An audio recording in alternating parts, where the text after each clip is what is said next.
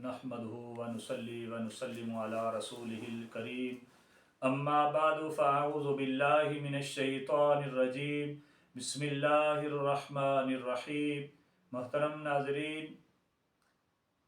अल्लाह के प्यारे हबीब सल्लल्लाहु ताला अलैहि वसल्लम ने नजरान के ईसाइयों को मुबाहले का चैलेंज किया।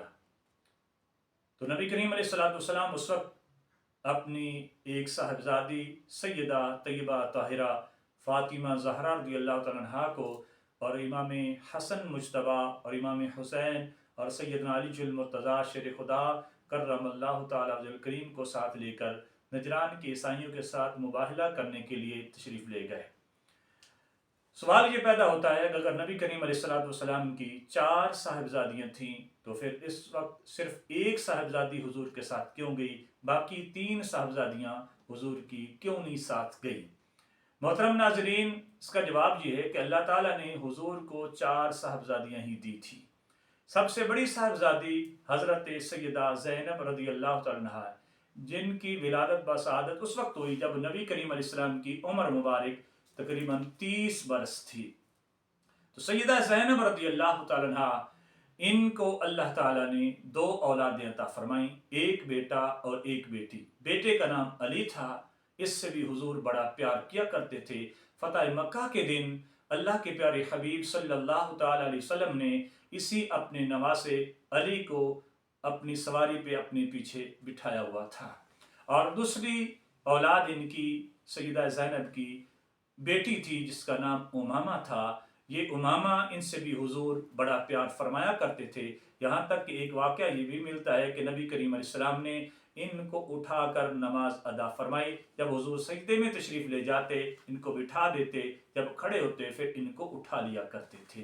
तो ये हुजूर की बड़ी साहबजादी हैं जिनकी बेसत से पहले विलादत बसादत होती है और इनकी वफ़ात जो है वो सन 8 हिजरी में होती है।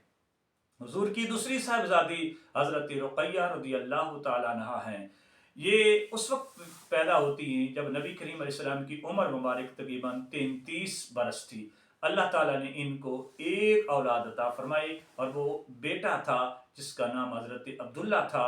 ये बचपन में ही अल्लाह को प्यारे हो गए और हज़रत रुक़ैया रज़ियल्लाहु ताला अन्हा की वफ़ात जो है वो सन 2 हिजरी में होती है, जबकि मुसलमान ग़ज़वा बदर पे तशरीफ़ ले गए हुए थे और हुजूर भी वहाँ पे तशरीफ़ फरमा थे कि पीछे से इनकी वफ़ात हो जाती है।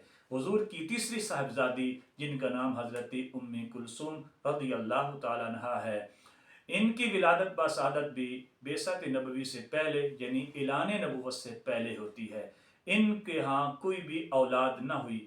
इनकी वफ़ात सन 9 हिजरी में है। मोहतरम नाज़रीन, आपने समाअत किया कि एक हुजूर की साहिबजादी का विसाल सन 2 हिजरी में है, दूसरी का विसाल सन 8 हिजरी में है और एक साहिबजादी का विसाल सन 9 हिजरी में है। तो जो मुबाहले वाला वाक़या है ये सन 10 हिजरी का है। फिर किस तरह मुमकिन था कि 10 हिजरी को जो वाक़या हो रहा है उससे पहले जो 3 हुजूर की साहिबजादियाँ वफ़ात पा चुकी थीं वो सन 10 हिजरी वाले वाक़या मुबाहला में आपके साथ चलती। ये वजह थी कि हुजूर की 3 साहिबजादियाँ हुजूर के साथ नहीं गईं क्योंकि उन तीनों की पहले वफ़ात हो चुकी थी। अल्लाह ताला हमें हक़ को कबूल करने की तौफ़ीक़ अता फ़रमाए। वमा तौफ़ीक़ी इल्ला बिल्लाहिल अज़ीम।